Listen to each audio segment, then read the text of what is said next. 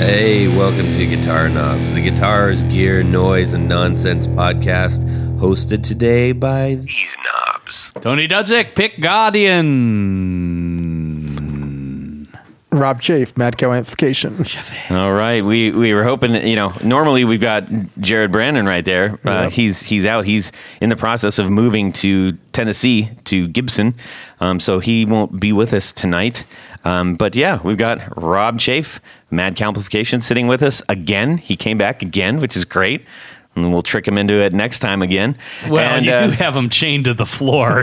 True. Hey, everybody, it's Todd Novak. Welcome to the Guitar Knobs podcast. We are thrilled to death that you are listening to our show as per usual. And if it's not per usual, maybe this is your first time, welcome. We're really glad that you're listening because we have a fantastic show. We've got someone who is steeped in the YouTube lesson world and all kinds of other guitar community world. Person, who are you? My name is Steve Stine. That's right. And no doubt, if you've been on YouTube for any reason, if you've typed in the word guitar, I can almost guarantee you've seen him pop up and you say, man, look at that hair. Wow. I thought it was the smile, but maybe and it is the smile hair. and the chops and the everything. The package total. Yes, indeed. Steve is an esteemed, I guess you could say, teacher, instructor. What would you call yourself? Yeah, I call myself an instructor. I actually started calling myself a guitar motivator because I always think, Oh, I like that. yeah, half the battle is trying to get people excited about playing and practicing. Yes, practicing. Yes, playing. Yeah. Playing's what you It's get the easy excited part. about, but then when you got to practice, that's another story. Well, we're gonna find out all about Steve's backstory, and he's helped out a ton of musicians. Hopefully, many of you out there, and if you are not familiar, boy, oh boy, do you have a great new resource. So we're going to get into Steve's world real soon. So welcome, Steve. And then we got a couple of announcements real quick. Rode Mics. We need to thank Rode Mics for supporting our show with these awesome pieces of equipment. We've got the Rodecaster Pro in front of me. Yummy. The Darth Vader of input boxes, I guess. It's got lots of different colored push buttons. And the Procaster mic and the articulating arms. The And- Rodiculators. Sure. Thanks, Tony. So we want to a big shout to Rode for helping us out throughout the years. They've been really great to us. And this is a great piece of gear. All this stuff together. Yeah, and it's not just for podcasting. They make it. Yeah. If you need a mic, they got the mics. So go check them out. Yep. Also, I wanted to call out. We get a lot of great messages and mail from everybody, and I just wanted to share one. This came from one of our Poobah level supporters on Patreon, and this is from Mal Sanders. Yes. One of the questions that I ask new people that come on is, so hey, why did you choose to support us? Mal says this. Okay, so why did I choose to support? He just answered it's like he's right here. For a couple of reasons. To join and be part of the guitar community, and because you support small builders. My full-time job is leading a digital product team, and I've played guitar on and off for 20 years. Last year, I started learning to build pedals as a hobby, but with a view to sell them as well. I'm focusing on Dan Arbach's go-to fuzzes, and my first prototype is nearly built. Very exciting. I added that in. He didn't say that. I learn a lot from you guys, but also love the authenticity of the guests and how they approach building as well. My main rig is a 1996 USA Strat and a Revolta Mondata with the 3 mini humbuckers. I have that going into a Mesa 2x12 Lone Star from back when I was playing tons of pub band gigs here in Australia. Hey-oh, he's from Australia. I don't have anything else to go like. Isn't Rode Australia. microphones from Australia? They are, so he should be very familiar. I know that's my. That was terrible. Sorry. His main pedals are a hoof, so that's the Earthquaker hoof. The Soloist, Greer Lightspeed, the Empress tape delay, and a JHS Kodiak trem. Nice. I'm a big fan of Stevie Ray Vaughan, the Black Keys, Gary Clark Jr., and Greta Van Fleet. Well, thank you so much, Mal Sanders, for sharing a glimpse into your guitar world. That's cool. We love hearing that from people, and please continue to send those in. We get lots of them. We love it. And that's the announcements. That's all I got to say That's about all. that. Actually, I do have one more, which is we got even Jared and I were talking, and we actually have a couple more really great things. So I think we're going to do another episode with Rob, where kind of like what we did Nobody with asked Jared. me. Well, we're going to do it. It'll be great. Okay. Steve, Hey, you'll get the same pay every time. Yeah. What we did recently with Jared as the resident pickup expert is that we asked all of our listeners to send in questions and just say, like, ask us anything about pickups. Actually, ask Jared about anything about pickups. And we had some fantastic questions. And amps is one of those things that people have loads of questions about amps. And lots of questions. we got the guy to answer them. So very excited about that. And you should be too, since now you are committed to doing it. Okay. I wanted to focus on PV amps. Nothing but PVs. No problem. I can do that. We can do it. No problem. We can do that. Yeah. Steve, how many PVs do you own? Let's see here. None. None is okay. None is still a number. I have one for nostalgic purposes. I like how he paused like he was looking around the room. Yeah. Everybody at some point in their life had a PV Bandit. I feel like that's the Or case. Well, that classic. is true. I did have a couple of different PV amps when I was younger, but nothing now. Yeah. Okay, so let's get into what's going on in our music world this week. Tony's going to start the dance, and then we're going to check out what Steve has going on. What Go ahead, Tony. What style of music are we doing today? Just do the thing. Can we do a I'm rumba? not paying extra. You're on the clock, buddy. Go. Okay. Jeez, I feel like I'm under pressure now. Stop looking down on me. You think you're better than me. Okay, go ahead. I'm distracting him. Sorry. Yes. So, well, this week I was busy. I think the last time we got together, we were talking a little bit about instrument insurance or collection insurance, and so I am getting some final bids from a couple of sources, and I am in the process of photographing and opening cases that haven't been opened for maybe over a year or two. And I thought you were going to say like 15 or 20 or something. No, I don't. I try to open them at least once a year or so. But big tears over Give him here. more attention than that. Once a year. once a year's fine. I feel so sorry for you, Tony. So, but it's kind of fun. We're kind of rediscovering some things that. I forgot I had that. Yeah. And then seeing the changes and things that I've done to it. So that's kind of been what in my spare time.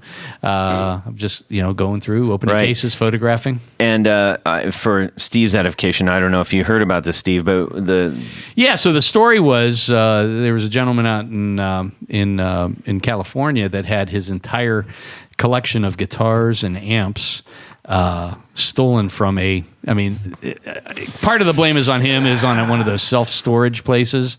Right. Which with a master lock on the door. With a master lock on the door. Oh, my goodness. And some of his things started showing up at various places, and they've recovered like 17, but he had 80 or 90 guitars and 30 or 40 amplifiers and all kinds of stuff. And I mean, we kind of calculated it to be about close to maybe $500,000 worth of stuff. Yeah, because we don't really know what was in there. We're just guessing if a lot of it was vintage, right? Well, no, there's a list published of the stuff out there, and a lot of it is then we should do the math. Custom color fenders. And, you should do the math. I'm not touching that. But it's kind of a sad story, and that prompted me to start, first of all, calling my insurance company to see what is covered under my homeowners, which of course isn't much.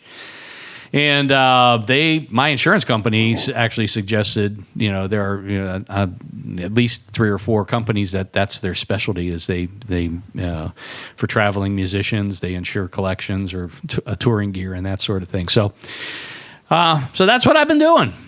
but it's fun to rediscover sometimes. I mean, I've got a hard list of everything that I've got, but when you actually open up the cases and plug it in and say, oh yeah, strum on it, and you're like, oh yeah, why has this been in the case for a year? Yeah, exactly. And why are these strings all black now? Yeah, black, probably like deep red.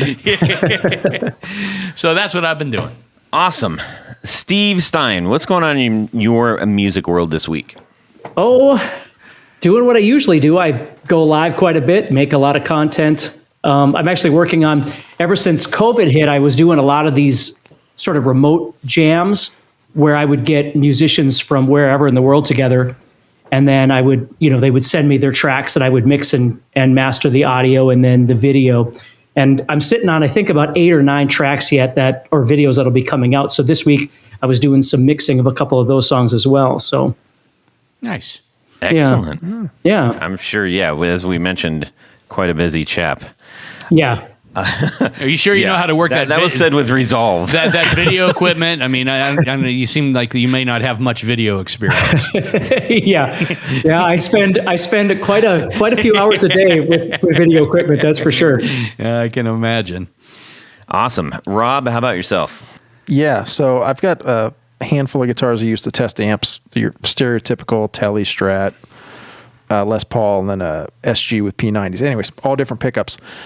I've had all of them. I've switched the volume knobs, actually all the pots. Sorry, not the knobs, but the pots over to Mojo Tone. I think they call them vintage taper or something.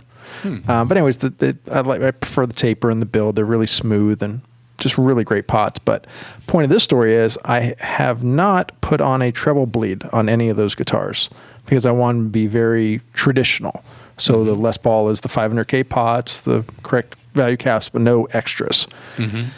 And I finally broke down and put a treble bleed on one of the pots of my SG, and holy crap, why haven't I done this years ago? What a difference, having that treble bleed cap and resistor network on there.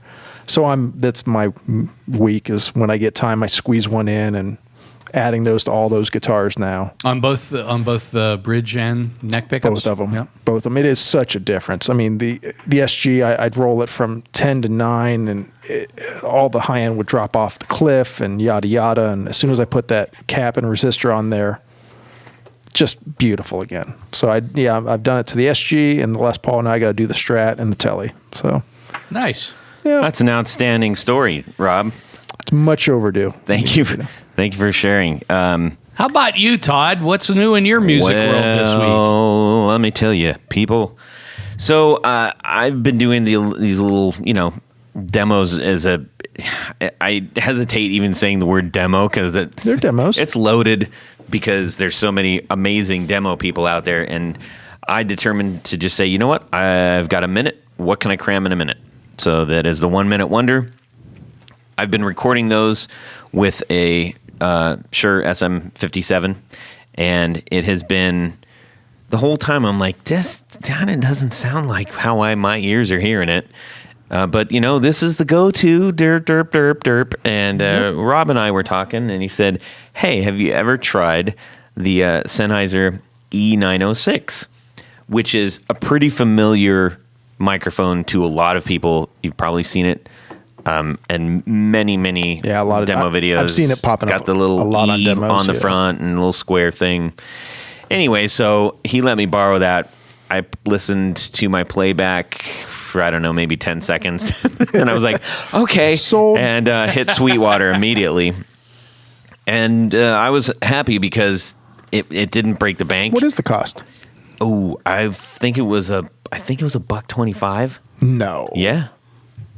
Did you buy the right one? That's 906, not the 609. The 609 sub 100. Really? Yes. They should quit making that one, by the way. But Yeah, we talked about that. Anyway, so I was really happy, and what the difference is in the layman's terms, wow, which you're right. I am. $129.95. Yeah, Holy. I'm right about some things. Wow, that's cheaper than it used to be. That's fantastic. Yeah, lucky for me, not so much for you. Yeah. Well, So, anyways, it gave a much better range. Now the 57 gives a really nice mid punch, but But, a lot of these videos are being viewed on phones and everything else. It just gave a greater range of sound, a much more dynamic range. So I am thrilled to death to make the next one and actually hear it the way that my ears hear it. Nice. So, yeah. And so that's what I did in my music world this week. So thank you, Rob, for that great Absolutely. suggestion. Yep. And if any of you are sitting there going, hey, that sounds pretty good. Actually, Rob, you're telling me that you take yours to the gigs. Oh, yeah. After this, I'm definitely taking mine and replacing it. No, yeah, that's with what the I've got. 57. I've got 3 of them, and I've always got one in my gear bag, and I don't question. What you do is you show up to the gig and you just pull it out and you go, where's the stand for this? Don't ask if you can use it. Just tell them. Yeah. That's what I do. But yeah, because you spend all that time dialing your tone just the way you want it, and That's the pedals if they and get everything. it on the speaker. Well, yeah. but then you leave it to the sound guy to put whatever microphone, Yeah. wherever, and likewise I've got my cabinet marked with tape too, Yeah. of where exactly. Steve, do you have any?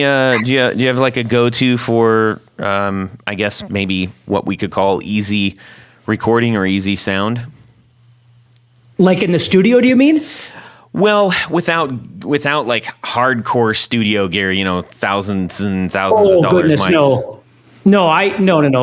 Well, what I do for a living, basically, most of my stuff is running direct. I have found my life is a whole lot easier if I don't have to mic things. So I tend to use the Camper a lot. I use a lot of plugins, things like that for the videos that I do. So my thing is pretty plug and play. When I show up for work and I want to record, I don't want to spend an hour trying to find the right mic placement. I just kind of like my life. It's just I keep things pretty easy. Yeah. Well, you've been doing it long enough. I suspect that the path of least resistance is the one that is best. Yeah, that's exactly it. Especially if you're feeling inspired, it's just easier to get things going and lay down whatever it is that you're recording for that day. So that's what I tend to do. Awesome. Cool. Yeah. Hey, Todd. Yes, Tony. I'm told that Tour Gear Designs patch cables. That was the answer you were looking for. I strongly. you interrupted me. Okay, what were you going to ask me? Nothing. Oh, that's what I thought. Listen, But I am curious about the Tour Gear Designs patch cables. Well, you should be because they're awesome. They are, in our opinion, the best ones out there for your pedal needs. Based on the very small and low profile cap on the jack plug. It's very small. It is like the size of the actual jack plug itself. I Yes. mean, so. And I'm told the cables are very flat. Cables are remarkably flat. And indeed, and a ton of different lengths. That's one of the hardest things when you go get patch cables. They're not in as varied lengths as maybe you'd like them to be. They've got, I think, about 12 different sizes in length. I could be wrong. I need to double check that. I keep adding new ones. Yeah. But I think the biggest one is like 2 feet. That's a big, And it's a seal. That's it's a sealed mighty, end. That's a mighty large pedal board.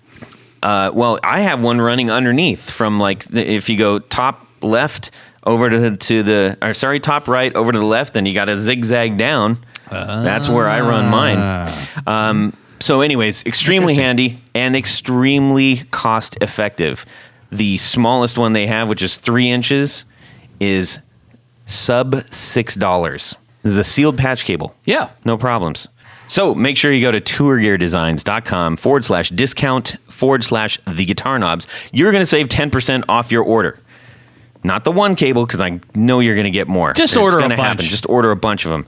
Anyways, thank you so much to Tour Gear Designs for making an awesome product and for sponsoring our 4 on the floor. How about some of these? Wow, that's a contender. 1, 2, 3. 4 on the floor. All right, Steve Stine, we cannot wait any longer. What are your 4 on the floor? Okay, I'm going to go with the ones that I keep on a small pedal board that I bring with me. The first one is the Strymon Big Sky.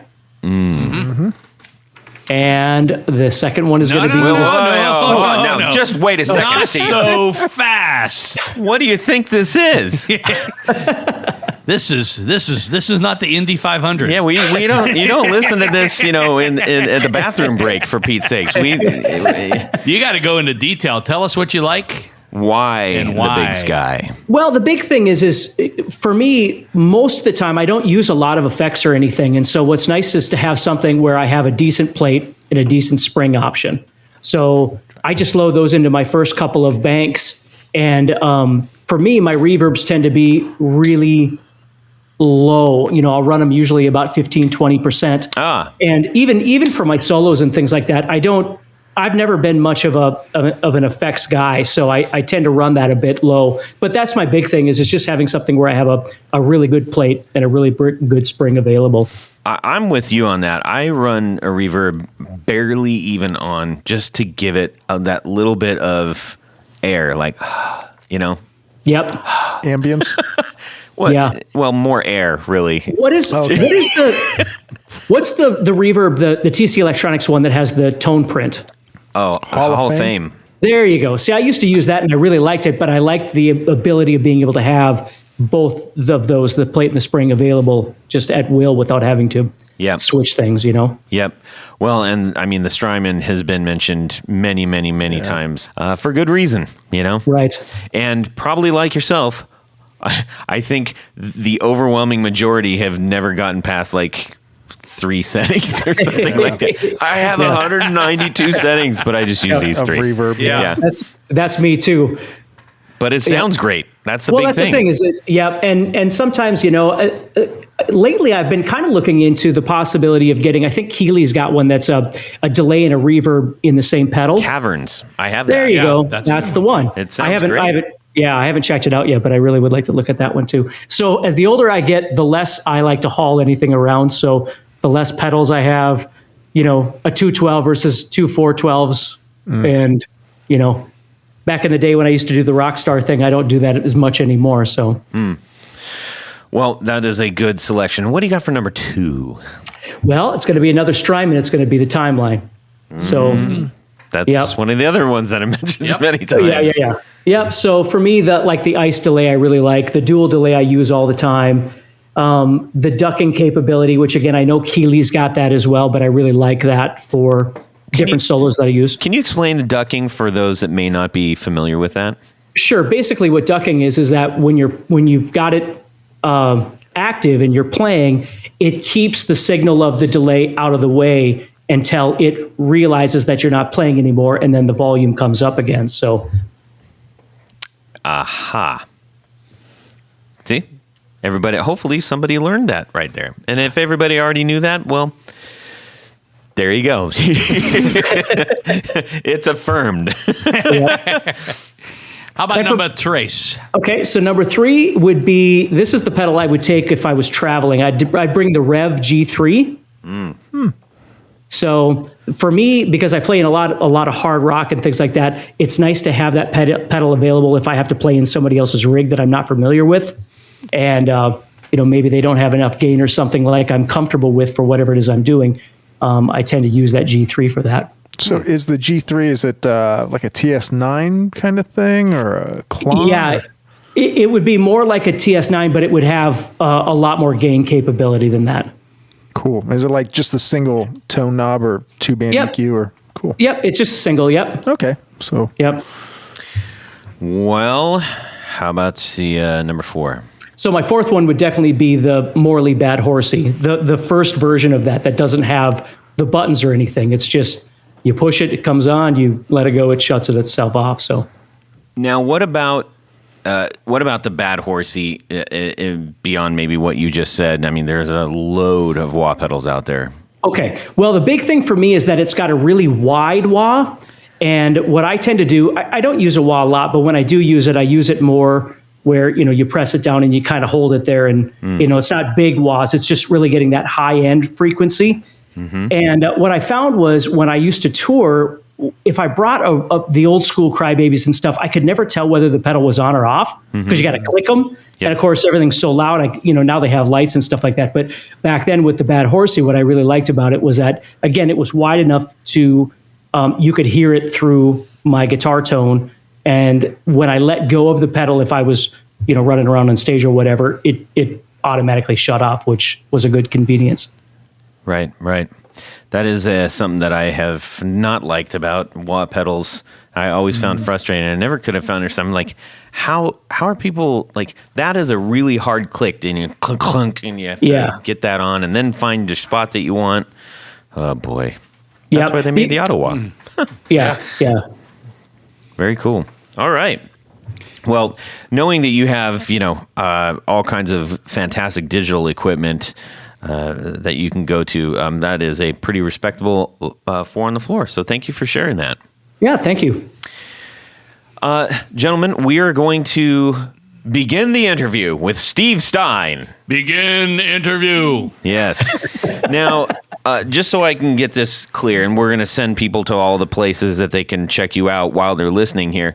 Are you immediately associated with Guitar Zoom? Are they one and the same? Because people are going to be looking, they're going to see all these things. Yeah. So Steve Stine is fine, and Guitar Zoom is where you'd want to send anybody. GuitarZoom.com. I don't own GuitarZoom.com like a lot of people think. I work with Guitar Zoom. They basically, I create the content, and then they do all of the distribution, ads, all that kind of stuff. So we work in conjunction with each other. But yeah, everything that's just a real easy place to send everybody. Awesome. And if you happen to be perusing YouTube, you can look up Steve Stine, and you're going to see Steve Stine guitar lessons. Yep, that's right. And that'll have the link to Guitar Zoom too, in case you forgot that. Hopefully you're not driving while you're doing this. We strongly encourage you to at least pull over and enjoy. Okay, Steve, you've been doing this a while. And I don't mean that as in like it's gotten long in the tooth. I mean that as there are new pop-ups every day, and I believe that something like 89% of all of YouTube is guitar lessons and demos. But aside from YouTube, your effort, you've been doing this a while, and that means that you're really good at it. Well, I appreciate that. I started teaching when I was 17. I was born in 1970. I'm 50 years old. So I started teaching in 1987, and I grew up in Fargo, North Dakota. And basically, I had just run out of time. I was in bands and playing, and I was a professor at our local college, and I was a Montessori instructor, if you know what Montessori education is. Yeah. Oh, yes. And I had so many jobs, and I loved them all, but I just kind of ran out of time. And it occurred to me that what I really should try and do, because at that time, back in the 90s, the internet was still kind of a new thing. And so I started, testing out YouTube and stuff like that, trying to kind of figure out if I could maybe start teaching, instead of doing one-on-one lessons, I could start doing, 20-on-1 or 50-on-1 or something, so I could actually have some free time. And that's kind of where everything started. And at what point did you transition from doing that to going into full-on superstar media maker? It's been probably about 9 years now that I've been doing what I'm doing now, which is just creating content, creating guitar courses. I don't do any lessons anymore. I travel in the summer, which I haven't obviously since COVID, but normally I would do, I would perform and do stuff at NAMM and Sweetwater, which is online, which I'll be doing again this year, things like that. But yeah, so it's nice because I get to spend time finally with my family. I would imagine that is a big part of a big bonus of this kind of thing, for sure. Yeah, it was, I can't even express how life-changing it was. And so now, I'm very, very protective of my time. I used to, the problem, as many of us in this industry, you never say no to anything. You just, if you get an opportunity to do something, you do it. Yeah. And then you wind up realizing that you never have any time left. And so now, now it's very easy for me to say no to things if I think I'm not going to have time to do it. Mm-hmm. Do you at all miss the one-on-one lessonry? Yeah, I do. I live in a little town just south of Fargo now. We moved out just to have a bit more privacy out here, and I do a class out here once a year, maybe twice a year, just so I can stay connected. I mean, if I could travel more and spend more time with people personally, and not so much. I don't know if you guys have done lessons before, but the thing about doing lessons is after you do it for 20 years and been, teaching the same G chord and C chord and D chord, sometimes to the same kids weeks and months on end. It can get, I enjoyed all the time, but it can get overwhelming. And now I don't ever have to do that. So it's nice to be able to do classes where I'll take a group of people and we'll do, a beginner class or an intermediate class or whatever. And then, like I said, when I get to do my traveling, I usually bring a rig or we'll rent a rig or something like that and then get together with, whatever Guitar Zoom students or whoever I can contact, and we'll sit around and jam together and talk about music. And I love doing that stuff. So yeah, I miss, there are some aspects of one-on-one that I certainly miss. And some that you don't. Yeah. Well, that GCD thing, I don't. Yeah. Yes. Speaking of music, just so we can kind of get an understanding of where your head is started in all of this, like who are some of your favorite artists that you love to that inspired you? Well, the first one for me absolutely was Ace Frehley. When I was like 9 years old, my cousin showed me a Kiss album, and I was like, that's it. I don't think I'm going to be a lawyer or anything. This is what I need to do. But once I finally got my guitar, I got a guitar on my 13th birthday. I was really into, obviously, the Joe Satrianis and Steve Vais and, all that kind of stuff. As I started playing, Randy Rhoads was a big one for me in the beginning. But, as growing up, I was really into Kansas and Styx and Ted Nugent and Rush, all that kind of stuff. So as soon as I got a guitar and started playing and realized that I could make things on the fretboard sound like the music that I liked, because I basically learned how to play by ear. And the only reason I say that is because at the time, living in Fargo, I had a guitar teacher, but I don't know what happened, but we really weren't seeing eye to eye. And so I had a buddy that taught me a couple of power chords. And then I just started learning, like, I remember High and Dry and that album by Def Leppard and oh yeah, oh my god, Blizzard of Oz and just different albums like that where I would sit with the needle on the record and I would listen to 10 seconds and then I would lift the needle, put it back, listen over and over, and I would scratch my records, But Back in Black was another one, and so I just started learning how to play by ear, and it made sense to me. I didn't understand theory or anything until I went to college, but I just had a real good sense of being able to hear things and repeat what I heard. So what was that first guitar when you were 13 years old? I had a Hondo. It was a Hondo 2. It was a Les Paul style Hondo 2 that I do not have anymore, and I wish I did. Yeah, I remember those. Yeah. Now, did you take any lessons coming up? Just those ones I had in when I was a kid, like I just mentioned, just those, and that didn't last very long, couple of months, and that was over. And then when I went to college, it was a real eye opener for me because I didn't know how to read music, I didn't know anything about theory, and I remember my first theory class when I was a freshman. There must have been 60 people, 50 people in this big room, and by the end of that year, I think there was like 15 of us left. I find that there's a little bit of separation. One's kind of the cerebral aspect of understanding, and then it's also playing. But like, as a player, what was something that you struggled with personally? Well, there's a few things. I mean, one I can very much remember when I was a kid was bar chords. I mean, bar chords were almost the end of my career because I couldn't, which all of these things kind of lead to the reason I started teaching in the first place, because I realized that I had the ability of being able to explain things to people quite simply because of the things that I had gone through. So with a bar chord, I swear to God, it seemed like it was 3 months and I couldn't play this stupid chord, and then I was going to give up, and then I woke up one day and I could do it. And so I always tell people, that's the thing about guitar playing is sometimes it seems like you'll never get it, and then one day you'll just wake up and go, oh, yeah, that makes sense now. Yeah. Well, having a good voice and being generally good looking is also a bonus, to get people's attention. So well done there. Well, I'm hoping someday I achieve those things. Yeah. So we've got a whole bunch of questions. We're just going to kind of pepper you with them if you don't mind. I got one. Rob, yeah. Go for it. Hey, I was wondering, what's your, you talk about, you teaching and everything. What's your professional performance background? Like who have you toured with or played with? Sure. Or have you done local bands, national? You bet. So basically, I played regionally up in the Midwest here. So I started playing in local clubs when I was, I must have been about 20. It was before I was 21. And played in cover bands. And because I was going to college at the time, I started teaching, all that stuff. So I would play on the weekends. And then I continued to play in different bands around this area. I haven't done a lot of touring. The biggest tour that I did was with, if you guys are familiar with Grim Reaper. Nick Boca.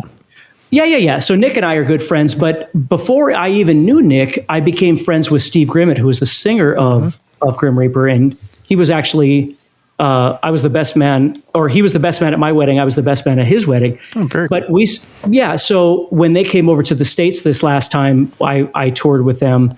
But no, I haven't spent a lot of time touring. I basically just became immersed in teaching. So when I got out of college and I was teaching, there was a point in time when I was teaching over 100 students a week. And that wasn't like group classes or anything. It was literally... Hold on, 100? So you're teaching... 7 days a week. Over 50 hours a week. 7 days a week I was teaching, yeah. Wow. That's crazy. And I don't think Todd or Tony knows, but I actually taught private lessons for 20 years too. And I think at my max, I was like 70 or 75 students a week. Because 100 students in a week, that is hardcore. Yeah, I was working at a company, a Midwestern company here called Schmidt Music, which I taught, or I worked for and taught at for many years. And they gave me this really big studio space. And so it just wouldn't stop. I had so many students. And so what I did was I started putting together these jams, because I was like, well, what do you do with a bunch of guitar players? They all want to be in bands, but nobody's in a band. So I started putting on these things called Schmidt Fest. And basically what I would do is I would tell everybody, I'd say, okay, if you can sing, or you can play bass, or you can play drums, or you have friends that could do any of those things, I want everybody to meet down here, next Sunday from 3 to 5. And all of a sudden I must have had like 200 kids that were in this space. And I'm like, okay, so let's start figuring out what songs you can play, and then who among you could sing this song that this person wants to play. And they just became a really big deal here in Fargo, where it would be a 3-day event where every night, for a few hours, these students would perform. And since then, there have been bands that were formulated from there that have gone on that are still playing. I hear from students, because it's been a long time now, but they'll still be playing. So they formed friendships and played in bands together and different things because of those early days of putting those events on. That's awesome. That's remarkable. Yeah. I do really wish that it was called the Schmidt Show, though, because that would have been way funnier. I wanted Steinstock, but it got outvoted. So. And then on the anniversary, it'd be the total Schmidt Show. Oh boy! See, it doesn't take much. Well, I think there was a musical that was similar to your story. I think it was called The Music Man. Yeah, right. Exactly. What do you talk? Anyways, Capital okay. T, that rhymes so with D. I'm going to ask a question, if you guys don't mind, really quick. Go ahead, Todd. Please, Todd. You have It's the going to floor. be really quick, though. Make it quick, though. Quick. Very quickly. Can you spit it out? Took too long. Oh my goodness. Okay. Go ahead, Todd. Next. Todd, What was the anytime question you're ready. again? I didn't hear the question. Sorry about that. Todd, go ahead. Tony, I will throw something in. Okay. What are some of the biggest changes that you've seen in general? Well, I remember, like if I go back into the 90s, how when Kurt Cobain, when Nirvana was popular, and how you couldn't have a student come in literally at any time that wasn't learning a Nirvana song. Oh, yes. So, a blessing or a curse, depending on what you like to listen to, it was just the same songs over and over and over, teaching those things. But it was at a pinnacle when kids were just into guitar. Mm-hmm. Yeah. And, those are always the best ones, because the, students that are there because their parents are making them take a lesson or something like that, it tends to not work out so good. But I remember that was just a really exciting time, not because I was a big fan of Nirvana or anything, but because kids were just really excited organically about learning how to play guitar. The big thing with teaching is that you really have to separate what you like and what you expect from them from what they like. And what they, because you could have a singer-songwriter that only knows a few chords, but if it sets them on a path musically to where they want to go, like my daughter, I have a 20-year-old daughter, and she and I perform together, and she's got an amazing voice, but she likes to play guitar, but she doesn't think of guitar the way I think of guitar, So that's the big thing is just trying to find a way of being able to reach, students in general, not just kids, but just students, on a level that makes them excited and again motivated to want to practice. Do you find it easier to deal with younger students than maybe somebody that's older and kind of set in their ways? No, to be honest with you, I think some of the more difficult students are the ones that have been playing for a while and have convinced themselves that things, the way they think about things is the way things are. And then you have to try and go, well, part of your problem is that you're thinking about this wrong. Or if you would reassess some of the things that you're doing, that's kind of where your problems lie. The most frustrating part, needless to say, is when you get a student that just has no interest in being there other than they like you. So they don't want to practice anyway. But I would say those are some of the harder students are the ones that, because you're really trying to figure out what can I do to make this easier for you or make your journey more successful. And when they're combating you going, well, no, I was told this, or, I learned it this way. And you're going, well, that's okay. But there are other things that you should be thinking about. The guitar is a pretty magical thing because it gives you power. It makes you feel like garbage. It can scare you. It can make you, just feel so accomplished. But ultimately, when it comes down to I'm playing, I'm sort of seeing myself in a dream state of what I'm doing. That is different than saying, okay, I have to actually learn how to do this. Do you find that is something that people, when they are taking lessons, that it's difficult for them to drop, or do they more readily abandon it once they have sort of given up to say, yes, please teach me? The thing about guitar, I'll just say this before I answer that. The thing about the guitar, I always tell people it's like a Pandora's box. When you open it, it's endless. It seems like there's only a few fundamental things when you first start playing. You learn how to play these chords and then you strum. But as you keep going, it just goes on forever. And I always tell people the guitar will win, like we'll die before we ever figure out everything there is with the guitar, because you just can't. And so the hard part is that when you're trying to teach people, you're trying to figure out how to get, and I'm not sure if this exactly answers your question, but you try and give them snippets of things for them to experience an element of success and taste what the guitar has to offer, right? Without opening that door too far to where it becomes overwhelming, because then people are like, well, my buddy was talking about Phrygian and I don't even understand. And you're like, wait.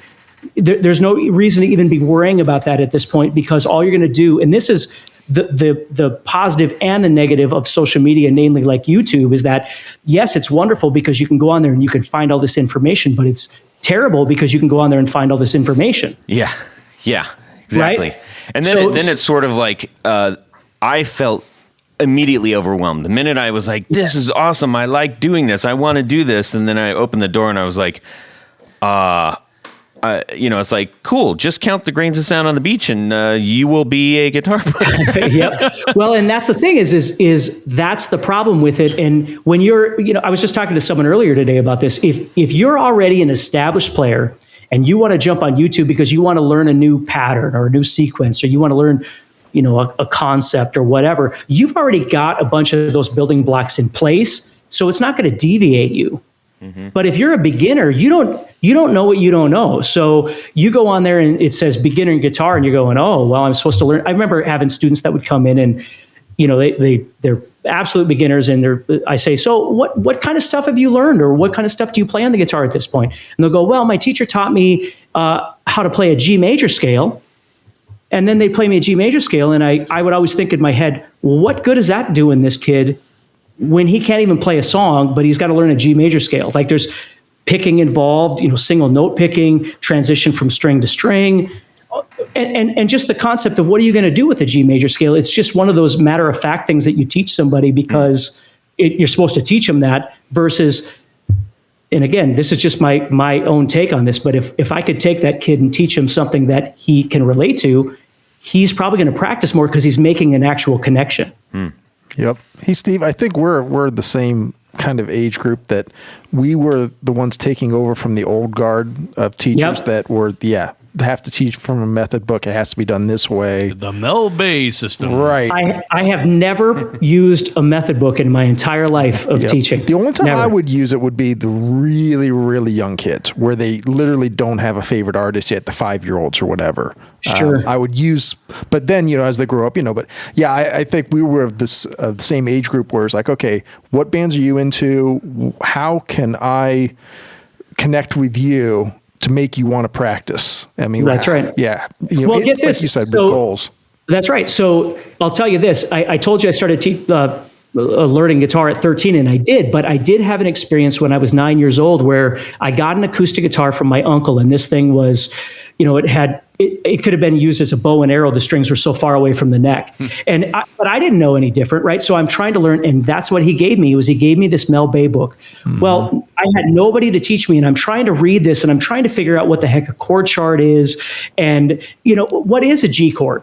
Right? I mean, if you don't know anything about anything, what is a chord, let alone what is a G chord? What does a G mean? And it was just an awful experience. And I tried to play for about 2 weeks, and I gave it up because it just, what's really funny is I remember seeing Ted Nugent on TV, and this is no lie. I remember seeing him on TV, and he was doing a solo or something. And I kept thinking, he must be faking because my Mel Bay book doesn't leave the first 3 frets. Yep. Because I didn't know, I had no idea. So that's the thing is with that Pandora's box, there's so much information that if somebody isn't really given the information at the logical time, it just becomes overwhelming and people quit.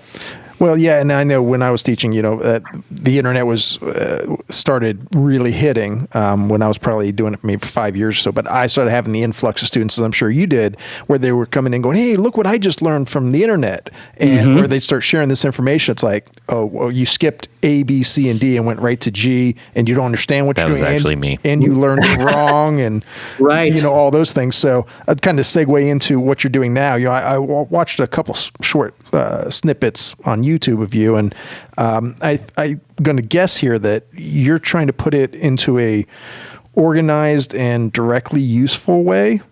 That's right. And the big thing too is trying to offer small pieces of information. On YouTube, that's the best you can do. If you try and go into a large dissertation of something, a lot of times it's just too much for a lot of people. But if you can give them small amounts of information, that they can digest, it's something that's useful. And the other option, or the other thing I think about, is making sure that there's multiple options. There's not only one way of playing a G chord. There's not only one way of playing a G major scale. I mean, there's lots of different things. So, if you have a person that says, well, I can't, play this chord this way, my hands are too big, my hands are too small, I'm missing a finger, blah, blah, blah. God knows what it would be. It doesn't mean it has to be the end of the road. There are alternatives. And so, I always try and make sure that people understand that you have to find, like I just went live today and I was talking about these 3 Aussie licks. And the most important thing was getting during the live thing is for people to understand there's multiple ways of approaching these things. I was doing it because it was a chord melody connection thing. That was what I was doing today. But the point is that not everybody's going to play it the same way. And you know what? It's fine. We don't have to play it. You don't have to play it the same way Randy Rhoads played it. You have to find a way that works for you. Well, yeah, and to that point, and something I saw that you did too is a lot of people, instructors, describe it one way, the way that makes sense to them. Where, I saw that you were doing, you would kind of approach it from a few different angles at the same time and say, we could think of it like this. It's, I think one of them was talking about pentatonic major, and here's pentatonic minor, here's to pentatonic major, or you can think of it as this form, and, right. Which I think is really important because not everybody learns the same, Yeah. Well, that's right, because one person might connect with the first idea and somebody else will connect with the second idea. And that's really the point is, I've been playing, and I've been playing my whole life, and I can't tell you that I've got things figured out. I mean, I've certainly got a pretty good plan of what I think in my head, but that doesn't mean that I don't come across something and go, oh God, I never even thought about playing it that way before. You know? By the way, that new video's already got about 2,000 views, so well done. Oh, nice. Yeah. You just said something that I think is interesting, and this was my first impression when I watched one of your videos. You I haven't learned everything. I don't know everything. And I felt like I was being shown something from somebody who learned it the same way, who is interested and still wanted to have that connection and be like, hey, here's something cool that I learned, and I think you might benefit from it too. That's exactly it right there.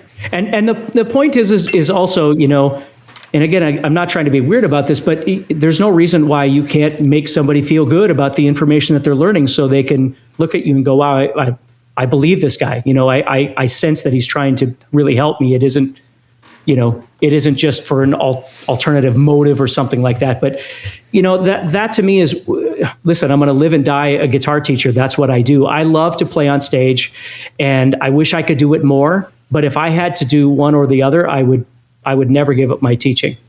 Interesting. Well, thanks, Tony. Jeez, Tony's dead, everybody. I'll take his questions from here on out. Weird. Damn COVID. Yeah. I was just kind of curious. That was the Polska kielbasa that you just ate. It could have been the kielbasa. At this point in time, how many lessons are you up to that people can tap into? Oh gosh, I don't know. I mean, online, I've got, you know, for free stuff, there's probably, because we've got 3 different channels on YouTube. So there's probably 1,400 videos, something like that. Now, and then with Guitar Zoom, I think I've made about 70 guitar courses, something like that. Wow. So is the Guitar Zoom, is that like a one-time you purchase per month or subscription thing, or how's that work? Either one. I mean, I release new courses on a regular basis, and you can buy one-off courses, or you can join the membership. And with the membership, you get a bunch of different courses, but then you also get, during the membership, there's smaller bits of videos as well. So instead of, you know, some people like to consume a course because they want to go from the beginning to the end and learn everything that there is in there. And some people just, again, want to be inspired. They just need a new lick, or they need to understand, again, what is the Phrygian scale, things like that. So there's lots of videos like that in there too. And then I do like songs, you know, how to play different songs, and the same thing, you know, learn how to play a song, but look at different aspects of how you could approach playing the song, you know, or maybe you're learning the solo, but a certain lick is too hard. You might approach that a different way, or maybe you want to improvise over it. So you need to know what scale you're dealing with, what key are you dealing with, that sort of thing. Yeah. So with all of those available, I mean, how do you come up with fresh ideas, you know, every day, every week, however often you release them? Do you take? I have websites like Trello and things like that. I have literally thousands of topic ideas. And anytime I'm watching another musician or a band, or I'm listening to something, there's not a day that goes by that something doesn't click at me and go, oh, I should talk about that, or I should do that. So, and what I do is I log everything that I think about. So I have just an endless supply of stuff. It's awesome. Yeah. I've got 4 shorter questions that I think are key to kind of making you decide to get into lessons, or better understanding your own approach into a lesson. Okay. Okay. Question number 1. What do guitarists struggle with the most? Depending on which stage they're in, right? Mm-hmm. So if they're in a beginner stage, they usually struggle with being able to make chords and strum at the same time. How about the mid stage, when you think you're like, I got this, and then you're like, crap, I can't, I'm plateauing?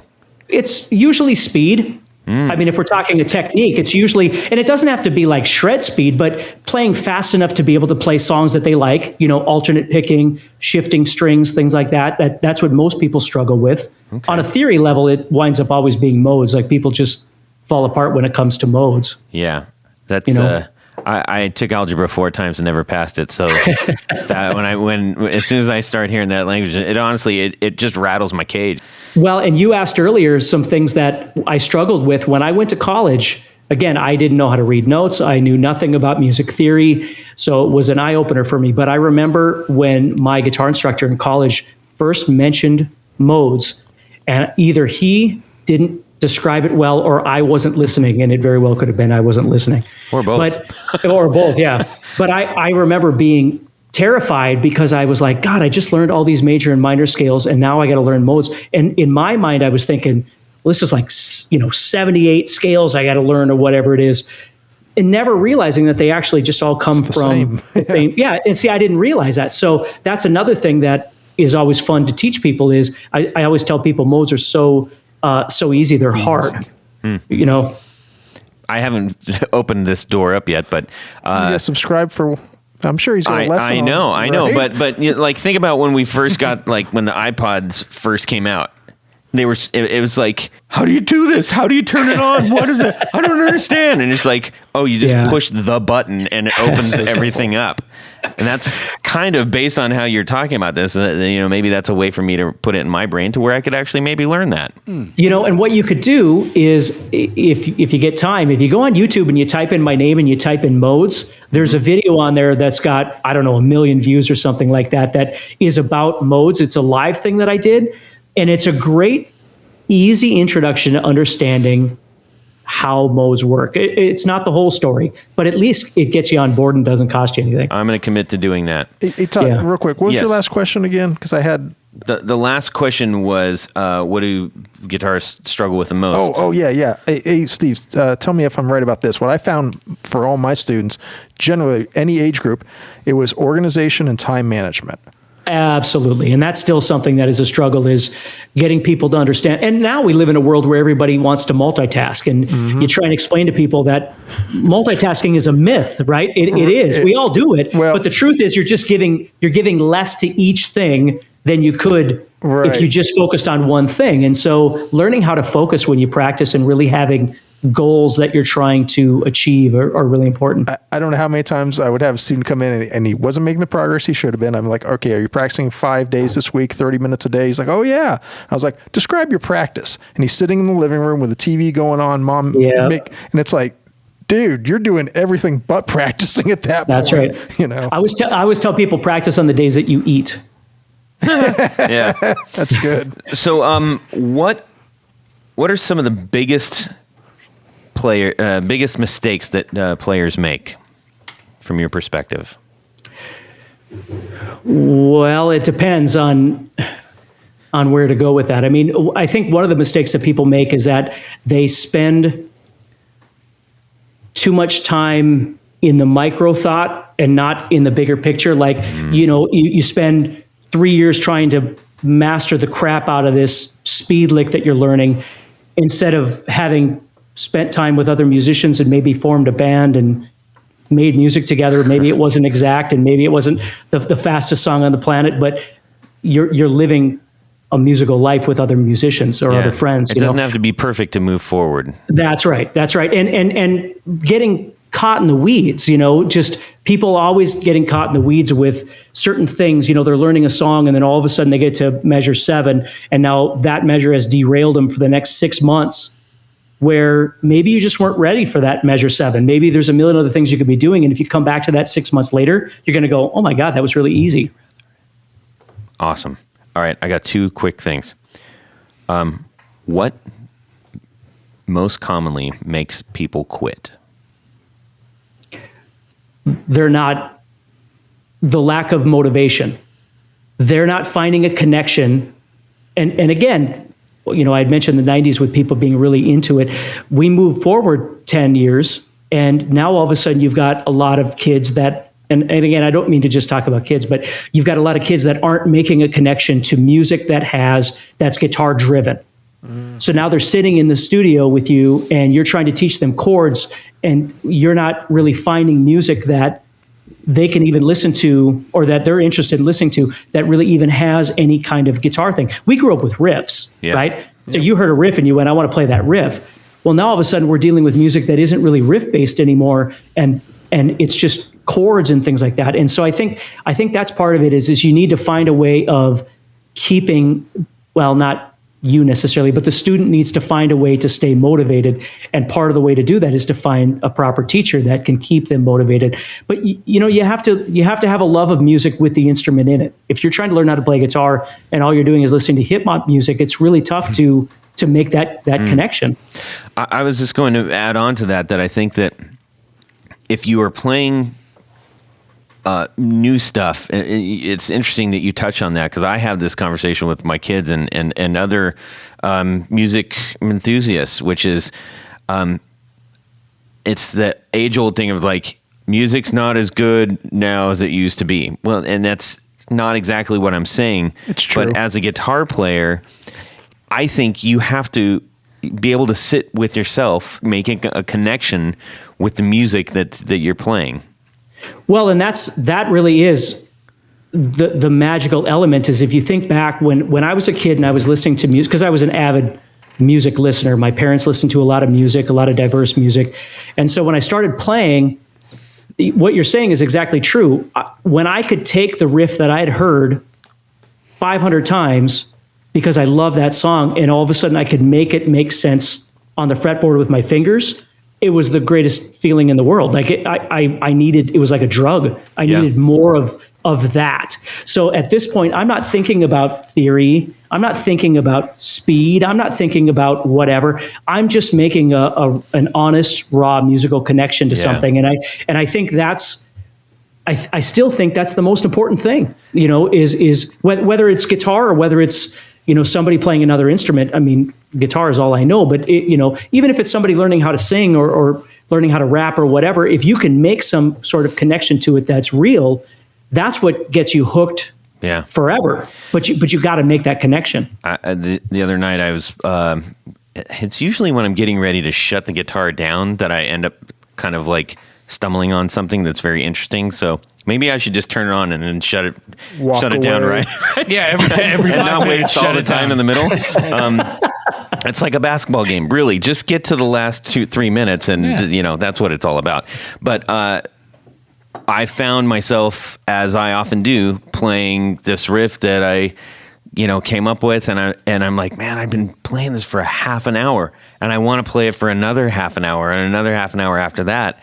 Right. And that's that thing. And meanwhile, your wife and kids are saying, "When is he going to stop playing that God-blessed riff?" Well, but then I say, "Oh, I gotta actually record this," and I send it to my band, and they're like, "Oh, that's awesome!" And it's like, man, what an amazing feeling that is. Yes. So well, and that in itself, like you just said, is an amazing feeling too. That a lot of people don't realize is you don't have to be, a guitar genius to write some fun stuff and give it to your drummer or your bass player or your singer or whoever, and just bash out some stuff and have some fun. Everybody has this.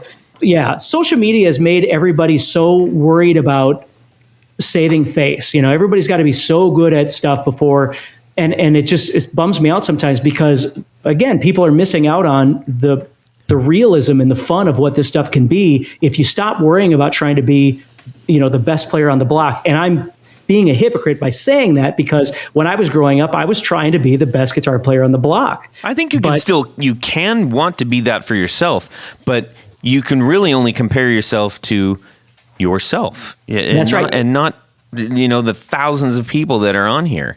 Well, and that's the thing is now social media gives us millions of people. So it's really easy to get down on yourself. It's okay to use that competition, that competitive nature, if it's benefiting you. But if all it's doing is making you hate playing or making you frustrated with playing or frustrated with yourself, which is what I see a lot. Yeah. Is people go and look, I just, I hate the way I play. I've been playing for 3 years and I suck.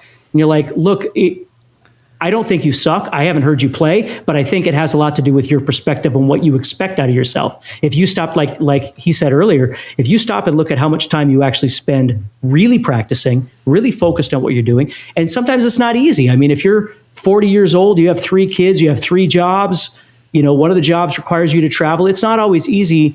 We could make it seem easy. I can, because I can practice as much as I want every day. Everybody doesn't have that luxury. Sure. So, you've got to find a way of being realistic with what your goals are. Set your goals down a little bit and find a space where you can be happy with what you're doing. Stop trying to, I always think of it as, levels on a ladder or rungs on a ladder. Stop trying to go 10 rungs up. Just find the next one. What's the next logical place for you to go to feel good about yourself? Yeah. I tell my creative team at the agency I work at, whenever things get kind of hairy and we start worrying about the projects and everything, I say move the block, not the pyramid. Yeah, that's right. That's a great term. That's a great phrase. So speaking of finding the thing and locking it down and getting committed, as we outro here, tell us about Music Theory Made Easy 2.0. That's at the top of your YouTube page. Yeah, this is a new course that I just did. I have a music theory masterclass that's like 14 hours long, and it's a big in-depth study in music. Well, then a number of years ago, I had made this course called Music Theory Made Easy. And it was really meant for, again, if you watch that YouTube video, that's the kind of music theory that it is getting people's feet wet with just understanding the basics of theory and the things that you really need to know on a daily basis. Not going off the deep end, but just really staying with stuff that's logical. Mm-hmm. And what I did was I decided, now that I've got a new studio and everything's 4K and that sort of thing, that I would revisit that course. So I went back, I watched the whole course and took notes on things that I would do differently this time around, some things I would add, some things that I thought maybe didn't need to be in there, and then redid the course. Awesome. And it says get $50 off and 5 brand new bonuses. That's pretty sweet. Yeah, I don't know what the bonuses are. I never know what those things are, but they are brand new. Good. I'm sure they're good. Yeah. Well, Steve, we can't thank you enough for spending the time, and we know we juiced this lemon because we had the opportunity, so we wanted to make sure we got as much great information for our listeners as possible, and we thank you for shelling out as much of that information as you were able to. We are going to now dip into the Would You Rather, and then we're going to see everybody out. Sounds good. Antoine? All right, I've got some big shoes to fill. Yes, you do. Literally and figuratively. Yeah. Yeah. Jared's 6'7" and about 350, so he's the one who usually does this. Yes, he has big shoes. But he sounds like a little So this is he has the voice of an angel. So I'm going to do my best. Okay. Ladies and gentlemen, it's at this point of the show, the point that everybody loves, a segment we like to call Would You Rather?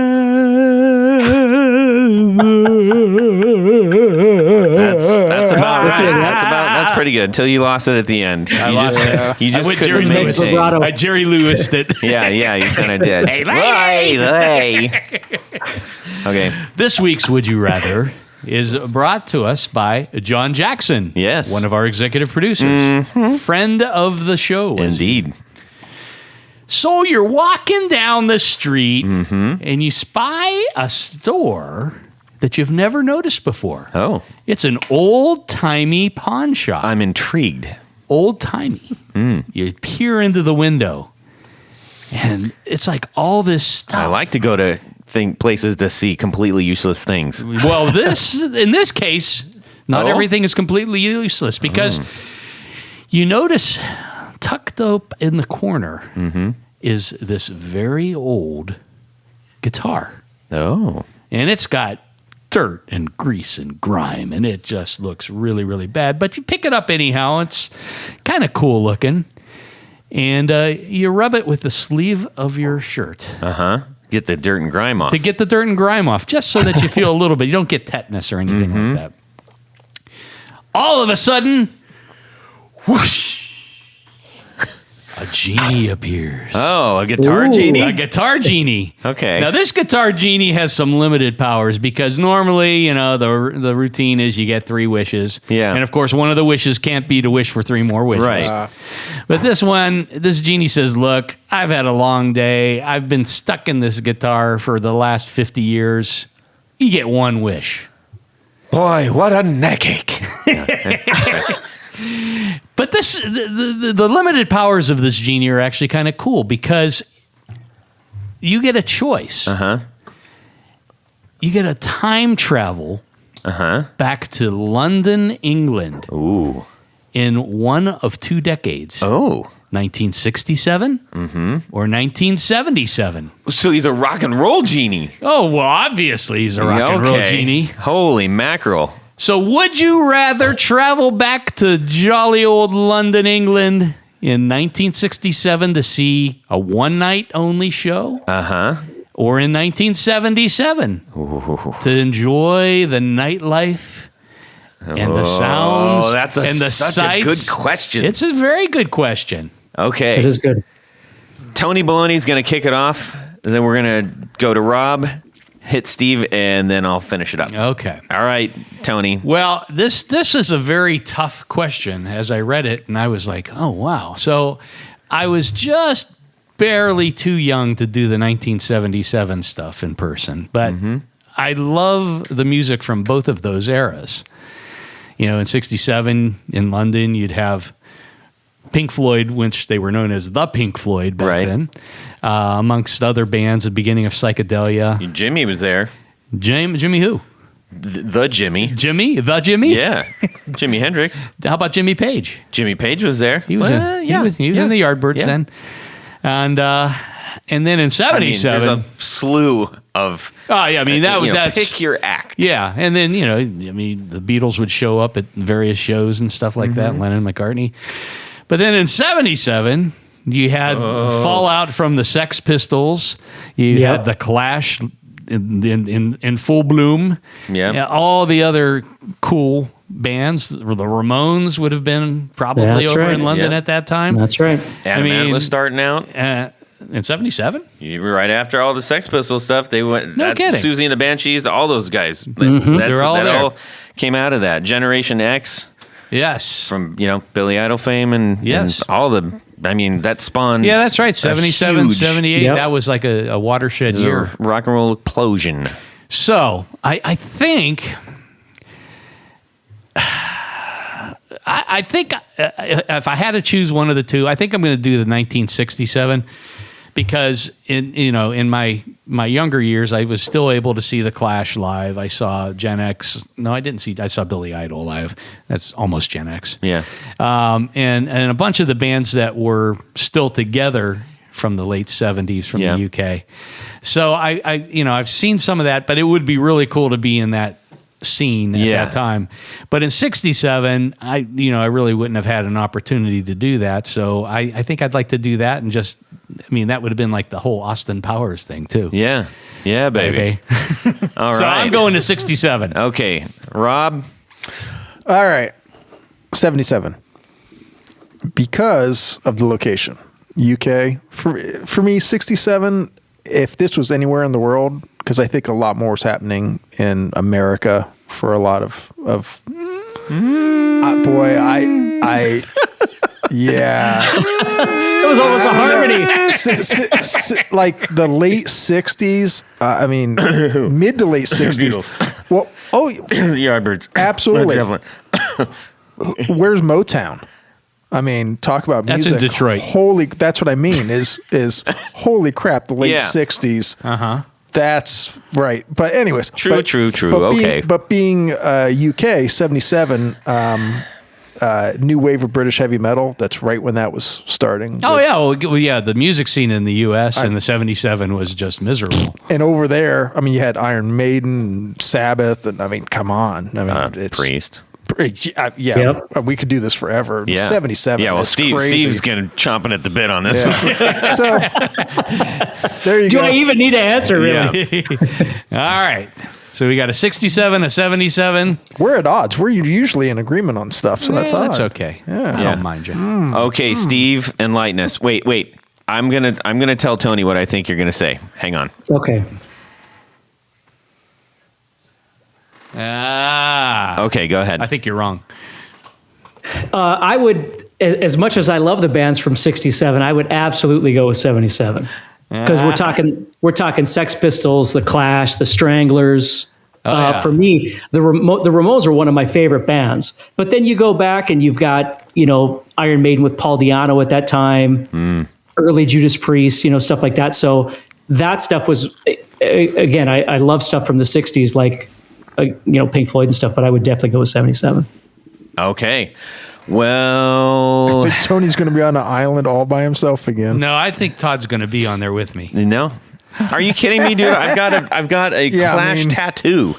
Like, give me a break. Yeah. I'm going 77 Clash. Yeah. Have you ever seen his band? I fronted a Johnny Clash. It was called.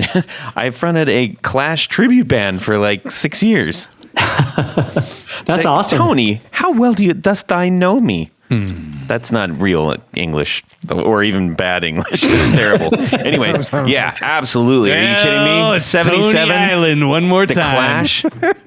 Yeah. Oh, You've got skill. Well, I'm trying to think, did the Ramones make it big in England in 76 or 77? Well, I think the tour in '76 really, brought them to the big forefront. Okay. But, because they were at CB's probably in '75, maybe. I think they were one of the early ons at CBGB's, and then but that there's a live album the that was timeline recorded is in '76. very, very murky right there, because damn, New Rose is like one of the the argument of which came first, the chicken or the egg, as far as like the Ramones, the Pistols, the Damned. Well, the Ramones were there first. Well, I'm just saying. They're both the Clash and the Sex Pistols members do credit the Ramones for helping them. Yes, make but I the mean decision. in the UK, not counting the Ramones. I mean, right. On today's Ramones podcast. Anyways, I actually have I got a new rose of my own on my shoulder. That's what that one's from. So that's nice. Yes. Okie dokie. That was a really great Would You Rather. Thank you so much for sending that in. John Jackson. Tony's got a few people to thank. Then we're going to say adios to our friend Steve Stine. And then you guys can actually close the door, turn off the car, and go back in your house to see your family. Okay. Just put the headphones on. Nobody needs to be the wiser. Well, Todd, at this point of the show, there's a special group of people that we like to thank. Mm-hmm. These are our executive producers. Correct. In fact, one of our executive producers gave us our Would You Rather this week. True. Now, what is an executive producer, you might be asking? Well, it's quite simple. You're a sponsor, a patron of this program. You make this program possible, this podcast. How do you become one? Go over to patreon.com/The Guitar Knobs. Check out a couple different levels in which you can participate. Each level comes with a great bevy of prize packages that are T-shirts and all the stuff, all the goodies, picks. Lions and tigers. And I just got a whole new shipment of T-shirts in. Got new T-shirts. We got barefoot buttons. We got all the good goodies. stuff. But as an executive producer, you get all that great stuff. But there's one more thing, Jared. What is that? You get to have your name read on the thing. That's right. Your name read on the thing. That's what I'm going to do right now. So special thanks to these executive producers: Tom Barazin, Martin Cliff, John Daly, Chris Kearney, Darren Gregory, Doug Christ, Michael Van Zant, Ken Sayers, Brian Robison, Michael Senchuk, Stefan Lamb, Johnny Knowles, Anthony Lanthrop, John Anglin, Tyler Bray, Brad Partridge, Chris Heidel, John Esterly, Doug Gann, Justin Jones, Brett Alexander, James White, Matt Hart, Bill Gola Guitars, Richard Kendall, Ty Carmen, John Jackson, Jason Roush, David Rando, Douglas King, Gary Cooper, Lumberjack Components, Mark Garton, Elad Mizrahi, Mike D., Trevor, I'm going to screw this one up again. Trevor Gunberg and Clem Fandango. Oh, stop it. Yes, I hear you, Clem Fandango. Okay. Todd, don't interrupt me. I'm sorry.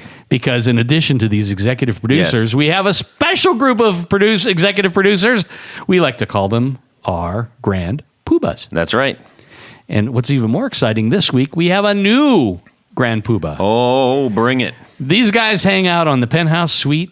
Yep. They wear a fez while listening to the podcast. Even more goodies. They have individual hot tubs where they soak. Yes, that all glow orange. They all have LED orange lights in them. They drink orange Gatorade. Yep. So it all ties together.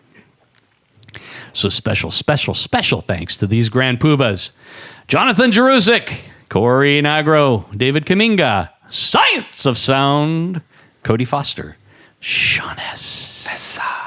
Tommy Manasco, Adam Johnson, Steve Keys, Tim Novak, Tyler Rhines, James Pennington, LSJ Music Company, John Williams, Johnny Morales, Mel Sanders, and welcome aboard, Bob Crouch. Bob Crouch. Man, it's getting crowded up there at that penthouse suite. I don't know if we'll be able to have more of the hot tubs put in there. I just don't know the weight limits and such. So thank you so much to our supporters. You truly make the show go around, and we are so grateful to you. Steve Stine, please tell the audience where they can check you out. You can go on YouTube and just type in Steve Stine guitar or just Steve Stine. You'll find me, or you can head over to guitarzoom.com and check out my guitar courses and the membership. Brilliant. Tony Baloney. Let's just say you need a special pickguard to go with your guitar courses. Mm-hmm. Go over to pickguardian.com. See how I tied that in? Yeah. Isn't that cool? That's good.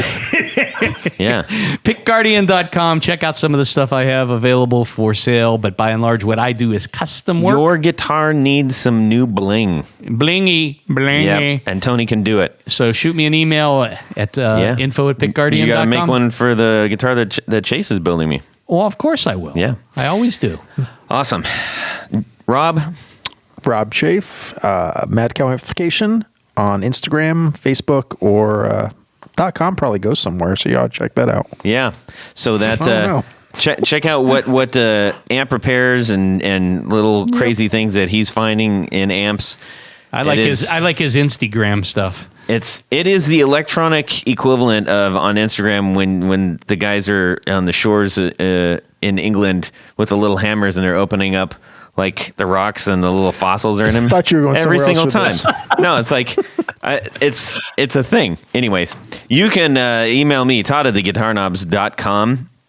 You can also DM me at guitarknobs. We love hearing your thoughts, and we look forward to your further correspondence.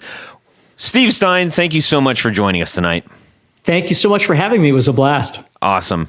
Everybody, make sure you go check out his amazing courses and get yourself better at guitar. Have a fantastic guitar week and subscribe. Love a parade. Like some smart fellas in the world, I try to surround myself with smarter people than I am. So you are successful. Yeah. No. What? I'm not doing it this week. Okay, you're not doing it this week? Okay. We were just watching you, and now you're talking to us, so that's weird. Yeah, this is totally scripted. Yeah. Here we go. Yeah, get your tap shoes ready, because the rest of it, we put it on autopilot and walk away and go make some microwave popcorn. Steve, are you ready? Are you regretting any of this? But at any point? No, I'm good. Okay.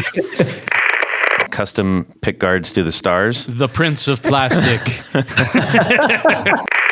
Steve Stine, whenever you hear this, it's going to be great. Well, that's it for these knobs. Please visit our Patreon page at patreon.com/theguitarknobs. Visit our website at theguitarknobs.com for all of our past episodes, 4 on the Floor blog, and other good stuff. You can connect with us on social too at our Facebook page and share your gear and stories on our Facebook group. Also, be sure to check out our Instagram at Guitar Knobs. Catch you next time.